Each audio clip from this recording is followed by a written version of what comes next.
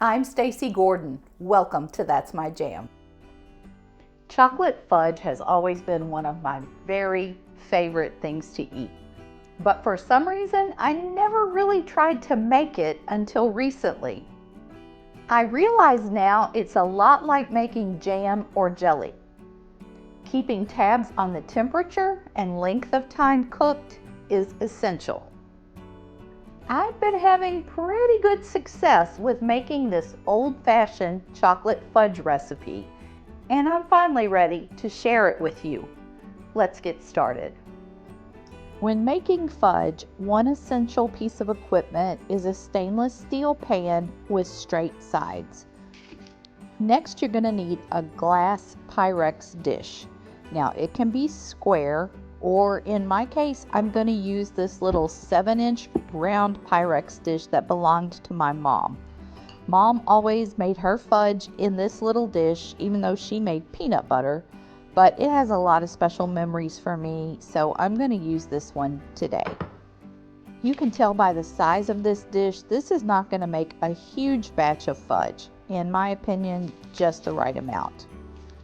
Whichever dish you decide on, we're going to need to put a heavy coating of butter on the dish. We want to do this now because when the fudge is ready, it's ready, and we don't have a lot of time to do this later. So we're going to grease this up really well with our butter and then set this dish aside. Next, we're going to need to make sure we have a candy thermometer handy.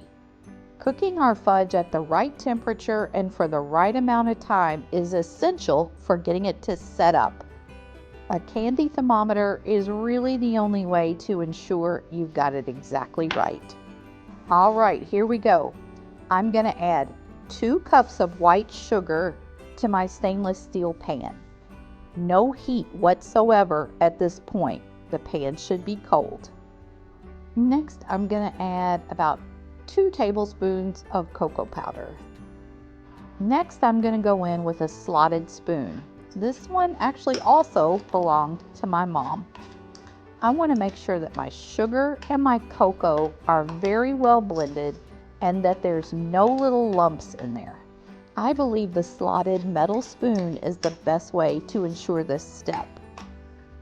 You can find a link to all of the items I'm using today down in the description of this video.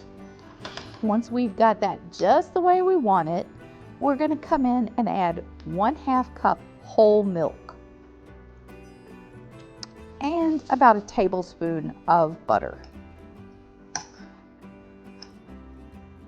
Now it's time to add some medium to medium-high heat.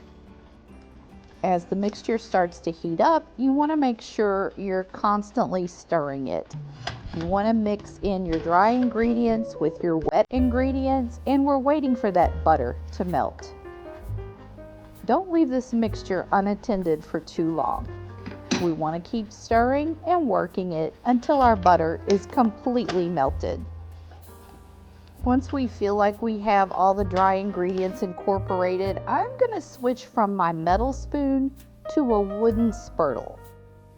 I chose the smaller, wide spurtle here.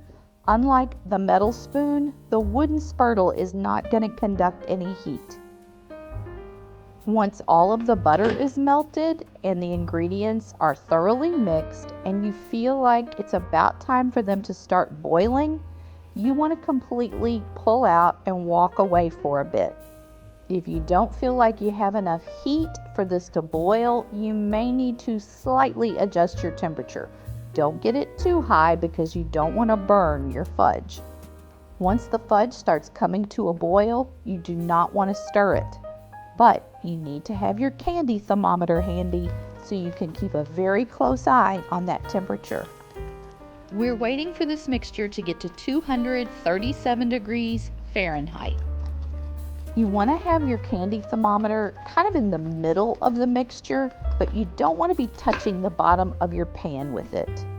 Once you've reached 237 degrees Fahrenheit, you want to completely and totally remove this from the heat.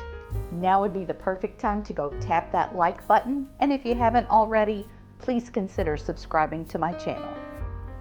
Once we've removed it from the heat, we want to add about a teaspoon of vanilla extract. I'm using a bourbon vanilla that I extracted myself, and I'm running it through a strainer because there's still some pieces of vanilla bean inside the bottle.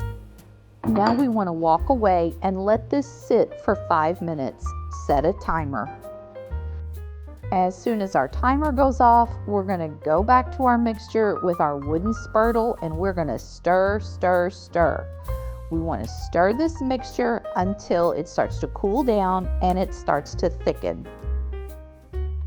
This is where you really need to have patience because you don't want to put this in your pan too quickly. My neighbor Renee advised me that when it starts to look like it has a sheen on it, you know you better go ahead and get it in the pan quickly. I feel like I'm finally starting to get the desired consistency. I see that little sheen that Renee was talking about, and this is what my mixture looks like. I'm ready to put this into my prepared dish. I'll give you a little better look at the consistency you're looking for. You can see how thick it's looking going into the pan. Once we get all of the fudge into the pan, we're going to walk away from it and let it cool down completely. It should look something like this. As tempted as you might be, don't come back and try to cut this until it's completely cool. This is what completely cool and completely set up looks like. Now we can cut into this fudge. You need a nice sharp knife, and you can tell by the way it drags through that this fudge has set up perfectly. The perfect consistency is when you're able to cut into it and the pieces are able to maintain their form. It should be firm but not hard. That is some gorgeous fudge. Guys, this old-fashioned chocolate fudge recipe is perfect. For me, it makes just the right amount and the texture is perfect. I truly hope you have a fantastic week ahead. I'm going to be back again with you real soon. In the meantime, turn off the TV, turn on some music, and just keep jamming.